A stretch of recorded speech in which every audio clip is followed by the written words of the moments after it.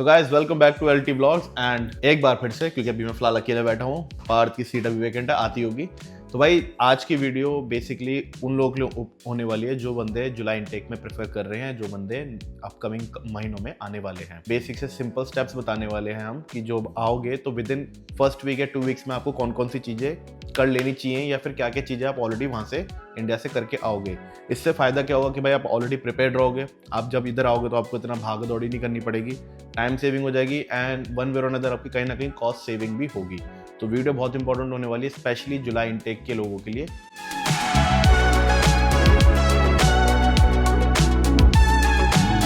तो सबसे पहले पॉइंट की ओर बढ़ते हैं। मैं आ चुका हूँ फ्रेम में, ठीक है। नेक्स्ट पॉइंट, वेलकम है आपको।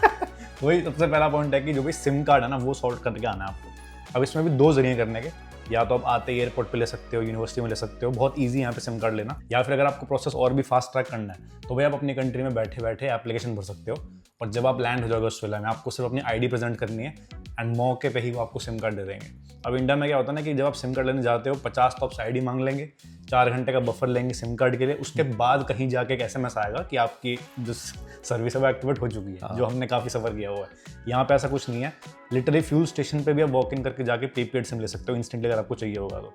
बट स्टिल अगर इन झंझट से आपको बचना है तो आई वुड सजेस्ट कि आप ऑनलाइन ही वहाँ पे अपना सिम कार्ड बुक कर दो, डेट डाल दो, फ्लाइट डाल दो, रिबेट भी मिल जाएगा एंड जैसे एयरपोर्ट पर लैंड हो सिम लेके चालू कर दो। और अगर ये सब भी नहीं करना है और रिबेट लेनी है तो जब आप आते हो तो यूनीज में, कॉलेजेस में ना ओरिएंटेशन वीक के टाइम पे बहुत सारी कंपनीज प्रमोशन कर रही होती है। जब पार तो हम आए थे, हमने प्रिपेयर नहीं करके आए थे। जब हम यूनी में अपने ओरिएंटेशन वीक में गए थे, हम रोमिंग पे चल रहे थे पूरे 1-1.5 हफ्ते तक। फिर जब हमारा ओरिएंटेशन वीक था तब वहाँ पे ऑप्टस की साइड से ही आ रखा था प्रमोशन कि अगर आप बंडल में सिम लेते हो तो आपको ऑफ मिल जाएगा, तो हमने वहाँ से ले लिया था। तो आप ये ऑप्शन भी कर सकते हो जिसमें आपके पैसे बच जाएंगे अगर आप दोस्त के साथ आ रहे हो। और आज तक हम उनके कस्टमर है, लॉयल कस्टमर 5 साल से ज़्यादा हो गए ऑप्टस के साथ, तो वाईफाई भी अब तो भाई बढ़ते हैं सेकंड पॉइंट की तरफ। वो है आपका बैंक अकाउंट, जो काफ़ी ज़्यादा नेसेसरी है। उसके बिना पैसे कहाँ, क्योंकि यहाँ ये एक ऐसी कंट्री यहाँ पे कैश का भरोसा कुछ नहीं होता है। यहाँ पे मेनली भाई आपका अकाउंट बहुत इंपॉर्टेंट रहेगा। तो यहाँ पे आओगे, अकाउंट बनाने के भी वही जैसे पार्थ ने बताया 2 तरीके हैं आपके पास भी। आप चाहो तो आप अपनी एप्लीकेशन प्री सेटअप करके आ सकते हो इंडिया से या अब पाकिस्तान से, जहाँ से भी आ रहे हो। मेनली पूरी फॉर्म भर सकते हो। जब आप जिस भी कंपनी में या फिर जिस भी बैंक में आप अपना अकाउंट खुलवा रहे हो, वहाँ जाके आपको अपनी आईडी देनी होगी एंड जितना मुझे लगता है वहाँ पे सिर्फ और सिर्फ आपका पासपोर्ट एज आईडी मानेंगे। अब मौके पे ही नंबर आपके हाथ में होगा और विद इन 10-15 मिनट्स के अंदर या 1 आवर के अंदर आपका अकाउंट अप एंड रनिंग होगा एंड उसके अंदर आप पैसे डाल सकते हो जो भी आप कैश लेके आओगे इंडिया से। और भाई इसमें एक चीज़ और, जो अपना डेली अकाउंट तो आप खुलवाओगे, साथ में भाई मौके पे सेविंग्स अकाउंट एक जरूर खुलवा लेना, क्योंकि नए स्टूडेंट्स और नए कस्टमर्स को ना ऑफर देते हैं पहले 6 मंथ्स के लिए या 18 महीने के लिए कि आपको इंट्रोडक्टरी इंटरेस्ट रेट मिलता है। तो अगर आप उसमें जितनी सेविंग करते रहोगे नॉर्मल से ज़्यादा आपको इंटरेस्ट रेट मिलता रहेगा। अब ऑब्वियसली बहुत ज़्यादा नहीं होगा, but something is better than nothing. और सेविंग का फ़ायदा ये है कि ये चीज़ ऐसी जो हमने पार तो मैंने 2 या 3 साल बाद जाके खुलवाया था सेविंग अकाउंट।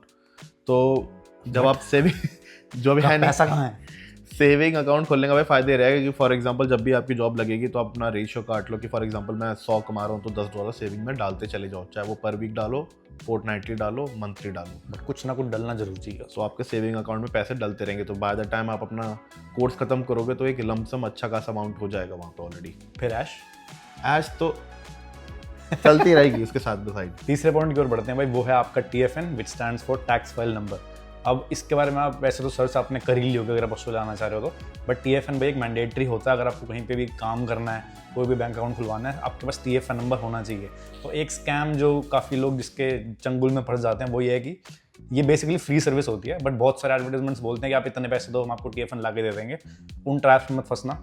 अपना ATO पे जाओ या MyGov पे जाओ, वहाँ पे जाके TFN अप्लाई करो। 3 to 4 बिजनेस डेज के अंदर आपका नंबर आ जाएगा, जो भी लंबा चौड़ा नंबर होगा वही नंबर आपके सुपर में भी यूज़ होगा, बैंक में भी यूज़ होगा, ट्रांजैक्शन में भी यूज़ होगा।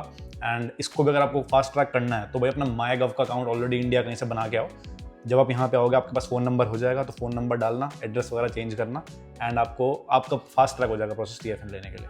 और भाई TFN का जो प्रोसेस है अप्लाई करने का इतना कोई लमसम है नहीं, बहुत ईजी प्रोसेस है। आप जाओगे, बेसिक से बेसिक स्टेप्स होते हैं, आपको अपनी पर्सनल इन्फॉर्मेशन डालनी होती है।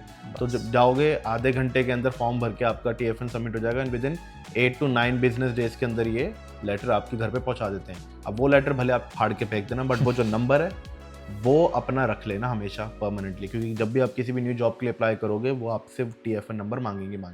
भाई अनदर इंपॉर्टेंट पॉइंट वो है आपका ट्रांसपोर्ट कार्ड। जब आप आ रहे हो ऑब्वियसली बात है कि भाई आपके पास गाड़ी के लिए इतने पैसे होंगे नहीं, अगर होते हैं तो भाई वेल एंड गुड, काफी रिच। कांग्रेचुलेशन आपको इसी बात पे। कांग्रेचुलेशन है आपको कि भाई इतनी फैमिली स्ट्रॉन्ग बैकग्राउंड से आ रहे हो फाइनेंशियली कि आती है आपने गाड़ी ले ली। बट जो भी स्टूडेंट्स आते हैं उनको भाई पब्लिक ट्रांसपोर्ट से ही ट्रैवल करना होता है बहुत ज़्यादा, तो उसमें सब स्टूडेंट्स को रिबेट भी मिलती है। तो जो आप अपनी स्टूडेंट आईडी बनवा लेते हो तो आईडी नंबर आप उसमें डाल सकते हो ट्रांसपोर्ट कार्ड में, एंड उसकी बेस पे आपको हमेशा ऑफ मिलता है compare to the normal fare. अगर मैं एग्जांपल दूं, जब मैं और पार्थ हमने जब फर्स्ट ईयर में हम बस से ट्रैवल करते थे तो 4.9 या $5 लगते थे फ्रॉम सिटी टू कर्टिन। जब हमने कार्ड बनवाया था तो वो फेयर रिड्यूस होकर $3.10 पे आ गए थे, $2.50 पे। Genuine saving. तो जेन्युइन सेविंग भाई ऑलमोस्ट लाइक 40-50% का आपका डिस्काउंट मिल रहा है। तो आप हिसाब लगाओगे, आप ऑलमोस्ट एवरी डे ट्रैवल करोगे तो ट्रांसपोर्ट कार्ड या पब्लिक ट्रांसपोर्ट कार्ड बहुत इंपॉर्टेंट है। जितनी जल्दी हो सके उसको बनवा लेना, आपके पैसे बच जाएंगे। और भाई ये तो सिर्फ यूं नहीं करा, आप नेचुरली स्टूडेंट हो गए, आपको कहीं पे भी घूमने जाना हो बस या ट्रेन यूज़ करोगे, ठीक है। इसके लिए एक और इंपॉर्टेंट पॉइंट क्या है कि अपने जहाँ भी आप जा रहे हो ना वहाँ का नक्शा थोड़ा मेमोराइज कर लो कि ये रूट्स मेरे को लेने हैं बस में, ये रूट्स मेरे को लेने हैं ट्रेन में, ताकि वहाँ आपको जाके ना आपको ओवरवेलमिंग वाली फीलिंग नहीं आए कि यार अब क्या करना है। और इनके ट्रांसपोर्ट के ऐप्स भी होते हैं, नाम नहीं पता मेरे को, बट मैं लिंक डाल देंगे, चिपका देंगे। ट्रांसपर्थ ये वेस्टर्न ऑस्ट्रेलिया का है, I think New South Wales का एक अलग ऐप है। हमारा ओपल चलता है और मेलबर्न में आपका माइकी चलता है, तो इन सब के ऐप्स भी होते हैं। और जो कार्ड बनता है वो स्मार्ट राइडर होता है, उसका ऑटो टॉप अप भी कर सकते हो, बहुत सारे फीचर्स हैं, उनकी वेबसाइट पर आप देख लेना। बट ये भाई काफ़ी एसेंशियल है अगर न्यू स्टूडेंट आप आ रहे हो, and public transport is the only option है। तो भाई नेक्स्ट पॉइंट क्या है, आपका कार्ड हो गया, सिम कार्ड आ गई, बैंक भी हो गया, TFN नंबर भी हो गया, रहोगे कहाँ पे? अकोमोडेशन। सो हम पिछले 2-3 साल से पार्थ में मैंने जितनी भी 5 सालों से पार्थ में मैंने जितनी भी वीडियोस डाली अकोमोडेशन के रिगार्डिंग, हम हमेशा इस बात पे एम्फेसाइज करते हैं कि भाई आने से पहले अपनी अकोमोडेशन सॉर्ट करके आओ। लकीली अगर आपकी सॉर्ट हो जाती है भाई well and good, but by any chance अब आप इधर आते हो आपकी अकोमोडेशन अभी तक सॉर्ट आउट नहीं हुई है तो उस टाइम पे आती आपको इतनी लॉन्ग टर्म लीज मत देख लो, क्योंकि होता क्या है कि स्टूडेंट्स लोग को बहुत जल्दी पागल बना देते हैं लोग। अगर आपको लॉन्ग टर्म मिल भी जाएगी तो वो बहुत हाई रेट पे दे रहे होते हैं। तो जब इनिशियली आप आ रहे हो तो कोई छोटी लीज लो 3 महीने की, या फिर अगर आपको नोन में मिल जाता है दोस्त उसके घर पे रह लो या फैमिली रिलेटिव के घर पे रह लो, भले एक कमरे में रह लो 2-3 महीने के लिए। जब तक आप किसी न्यू जगह को अपने पर्सनली इंस्पेक्ट ना करके आ जाओ तब जाके ही उसका लॉन्ग टर्म लीज साइन करो, चाहे वो 1 साल की हो 2 साल की हो। क्योंकि एडवर्टीजमेंट्स में हमने ये भी देखा है कि एडवर्टीजमेंट ना बतेरी होती हैं, एंड क्योंकि आप न्यू स्टूडेंट होते हो आपको नहीं पता होता कि भाई वो एरिया कैसा है। मान लो अगर आपको कोई XYZ सबब बोल दें, आप उसको बुक कर दो डेस्परेशन में, पता लगे यार वो तो 50 किलोमीटर दूर है सिटी से, वहाँ बस की कनेक्टिविटी भी नहीं है, ट्रेन भी नहीं है, तो उसमें आप स्टक हो जाओगे फॉर द लॉन्ग टर्म। अगर आप 1 साल की लीज की बुक करके आए हो तो बेस्ट है कि शुरू में तो भाई लोग एयरबीएनबी में भी रहते हैं, बैकपैकर मोडल्स में भी रहते हैं, जस्ट बिकॉज आपके पास श्योरिटी हो जाती है कि मैं जाके देख लूँगा, अगर मुझे एरिया अच्छा लगा, फीजिबिलिटी लगी तो मैं बेशक full long term lease book कर लूँगा। और अगर आप आके लॉन्ग टर्म बुक करोगे तो यार आपको ऑब्वियसली यहाँ जो कंपनीज हैं वो लॉन्ग टर्म पे आपको अच्छे बेनिफिट्स भी देती हैं rather than booking for a short term. तो ये आपको एक पॉइंट बिल्कुल अपनी हाजिरी में रखना। और दूसरा एक रिसेंटली स्कैम चालू हुआ पिछले 2 सालों से फेसबुक मार्केट प्लेस पे। पहले बहुत सेफर माना जाता था जब आप रेंट के लिए अप्लाई कर रहे हो कि वहाँ पे जेन्युइन लोग अपने एडवर्टीजमेंट डालते थे। जेन्युइन हम हमारी तरह है नहीं ना लोग अब। लेकिन पिछले 2 सालों से क्या हुआ है कि स्कैमर्स लोग अपने लाइक अपार्टमेंट की फोटो विथ एड्रेस वेड्रेस सब डालते हैं। जो बंदा थर्ड पर्सन देख रहा है उस प्रोफाइल को, उसको लगेगा कि यार ये तो बहुत ही अच्छा अपार्टमेंट है, बहुत ही अच्छा घर है, प्राइस भी बहुत अफोर्डेबल है, I should apply for it.